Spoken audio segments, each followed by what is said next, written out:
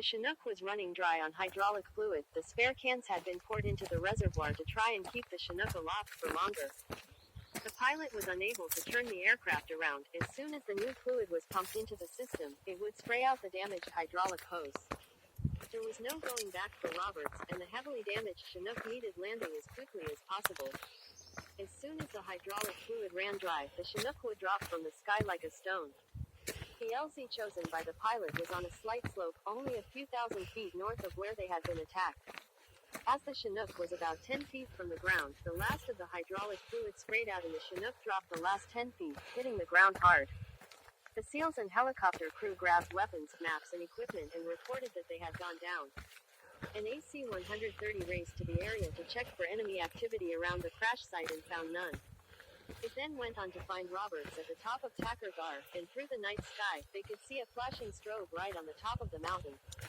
The rest of the SEAL team at the crashed Chinook site soon realized they were too far away to make it on foot to rescue Roberts. Their only option was to be taken back up there in another helicopter.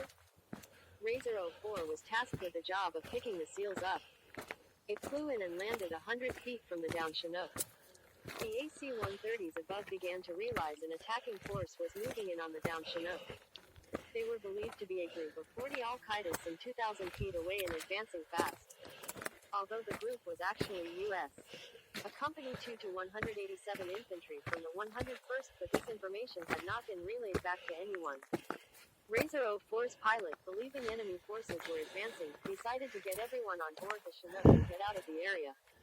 But with everyone on board, the Chinook was too heavy to make it up to Takur Ghar, so it would have to head back to Gardes before returning back to Takur Ghar. Not long after landing at Gardes, Razor 04 took off once more and headed back to Takur Ghar. An AC-130 was circling Takur Ghar again. The strobe light had disappeared, replaced by several other people moving about on the mountaintop. These 8 people were most certainly Al-Qaeda fighters. Due to problems with frequencies, the AC-130 was given conflicting orders, one to waste everything on the top of the mountain and another to not open fire as Roberts had been rescued. Roberts had hit the snow hard as he fell out of the Chinook and quickly realized he was alone and in real danger. He had landed in the middle of an enemy command post. Roberts' radio was not powerful enough and did not have the correct frequencies to communicate with anyone. Alone and with limited arms and ammunition, his chances of survival were slim. About an hour and a half after falling out the back of the Chinook, the Al-Qaeda fighters caught up with him. They shot him in the head before stripping him of all his useful equipment and leaving his body lying in the snow.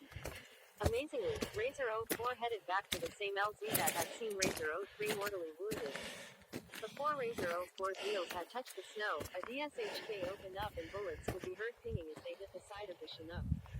As the rounds hit the Chinook, the SEAL team ran down the ramp and fanned out, taking up defensive positions.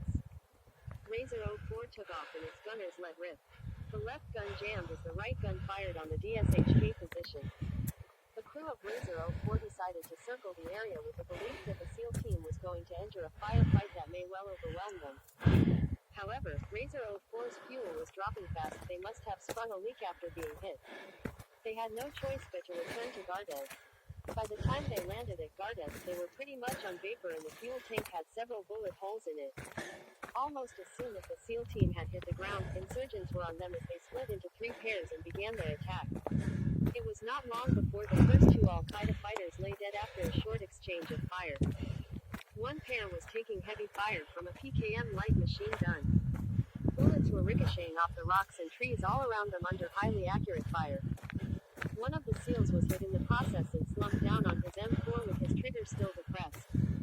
Not breathing, it was clear he was dead. Bullets and RPGs were now whizzing past them, crisscrossing the mountainside in a fierce firefight. One SEAL used his M203 grenade launcher on his M4 to fire off 2 grenades, one hit a tree and the other detonated in an enemy bunker. It had become a close quarters battle and the Spookies, which may have been able to help, had no idea who was who on the ground.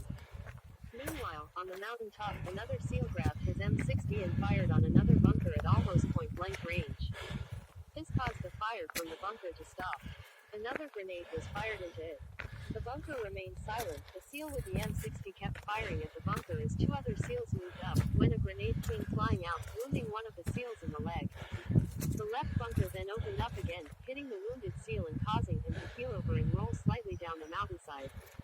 With one man dead and now another seriously wounded, the SEALs had no choice but to break contact. They had found no sign of Robert's body, although as they retreated they would pass right over it without realizing. The plan was to get enough distance from the enemy position so the spooky could open up. As they retreated, they threw in a couple more grenades and opened up on another all-tied-up position, killing them both as they popped up their heads. In the meantime, another SEAL was hit, although not too seriously. The SEAL who had been killed along with Roberts would have to remain on the mountainside. There was not enough manpower to deal with the wounded and retrieve a body. The SEALs needed to get off the mountain quickly as another bunker erupted into life, spewing out a hail of bullets and wounding another SEAL in the leg in the process. They got out of the effective fire, and while still receiving ineffective fire, the team leader put a strobe on so the spooky circling above could see their position before opening up with a 105mm cannon on the enemy. A QRF Quick Reaction Force was made up from the 1st Ranger Platoon. With them would be PJs, highly trained rescue medics and combat air controllers, to coordinate close air support. 2 Chinooks Razor 01 and 02 would take the QRF up to Takurgar. The QRF had no idea what they would be walking into on the mountain. The Chinooks flew through the mountains north of Gardez and then lost radio contact with each other. The EP-3 flying above passed on the LZ coordinates for the Chinooks. The QRF flew over the crashed Chinook Razor 03 and wondered why they had flown over it and not laundered, as they were unaware that the crash of Razor 03 and a SEAL falling out the back of a helicopter were related. Back at Bagram, the staff officers were trying to get in contact with Razor 01 and 02 to make sure they did not land at the same hot LZ as Razor 03 and 04. They wanted them to land at a slightly offset LZ further down, out of effective fire range. However, these instructions never got through. The AC-130 above was still trying to keep the SEAL team safe and stop them being outflanked as they took refuge under a rocky outcrop.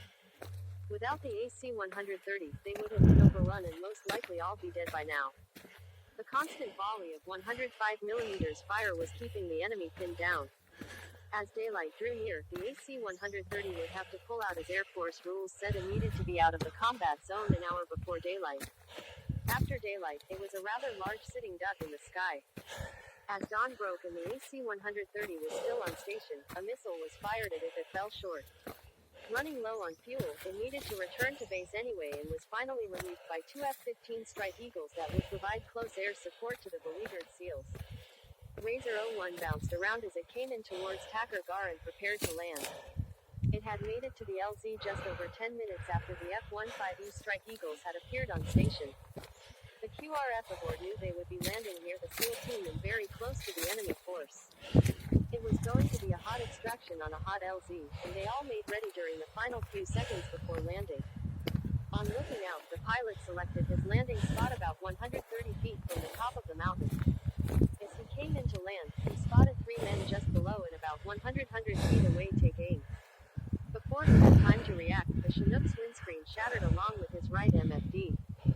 Then a further 2 bullets hit the pilot in the chest but were absorbed by his body armor.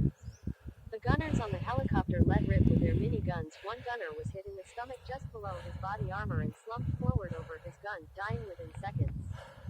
The Chinook was hovering about 80 feet above the ground when an Al-Qaeda fighter let off an RPG, which hit the Chinook in the right engine before exploding.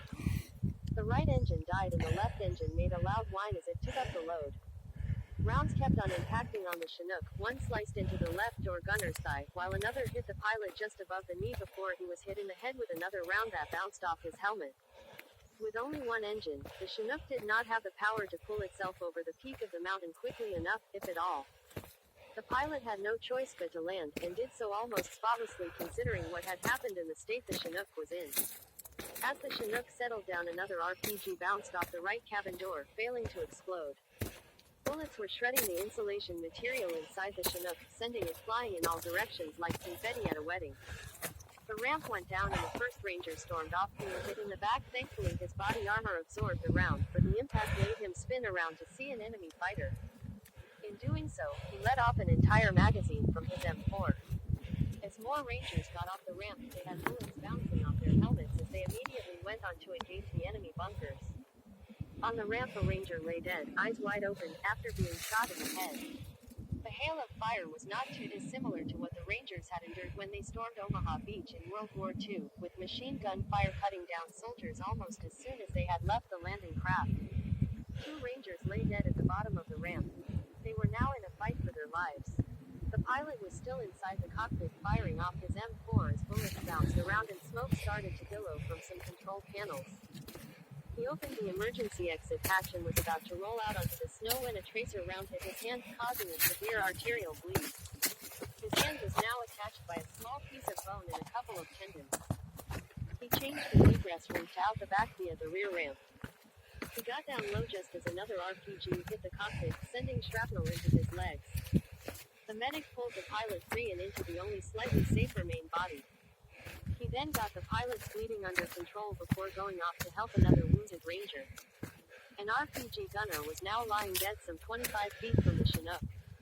Further back and higher up were another RPG gunner and machine guns in various bunkers. RPGs were still being fired at the downed Chinook, sending shrapnel flying off in all directions. As the RPG gunner reloaded, he exposed himself just enough for a few well-aimed shots to take him out and silence any more RPGs for a while. The Rangers taking shelter behind boulders fired off several 40mm grenades at the enemy position. The Rangers started to move and shoot towards the enemy positions as the other Rangers gave covering fire. The first dead enemy fighter they came across was wearing Robert's combat trousers and had his night vision goggles round his neck, although at the time, the Rangers had not linked the U.S. equipment with the lost SEAL. The Rangers finally made contact with SEAL Team Macro 30, still hiding beneath the rocky outcrop. The Rangers grew concerned about being outflanked by the enemy. They were currently only taking fire from a bunker beneath a tree. The Al-Qaeda fighters had got into a routine of popping out and throwing a couple of grenades while firing off a few rounds before getting back into their bunker. The Rangers tried to toss grenades back, but they fell short. Even the M203 launcher proved unable to score a direct hit on the bunker. The best idea was to bring in close air support while the Rangers advanced forward and took the bunker. Time was of the essence and a medevac was needed to get the wounded off the mountainside. The 2 F-15s were instructed to strafe the position rather than drop bombs, as the Rangers would be too close to the blast radius or worse, the bombs could fall short, landing on the Rangers. The first F-15E swooped in, firing its 20mm cannon that impacted on the tree. As the F-15s pulled away, an anti-aircraft gun opened up on them with black puffs of smoke following them across the sky. After a couple of passes, the F-15s were out of ammunition, but offered to drop JDAMs. The Rangers again refused due to their proximity. Razor 02 had been back to Gardes and lifted off again at 7 a.m., heading to a new LZ. They held off until the F-15s had completed their run and moved towards an LZ close to Macro 30.